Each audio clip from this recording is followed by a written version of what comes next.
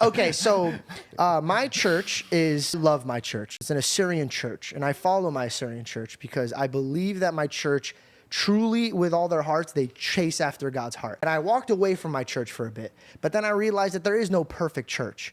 And I would love to judge a church on how much they're actually trying to obey Christ. And my church, flying colors, but they have like this loophole where they thank Jesus for the saint, or I don't know what the situation is. And I kept telling her, I go, hey, you don't need to do that.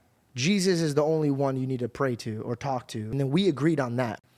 And then there's one that we're just bumping heads on. She believes that the church was built on the rock Peter.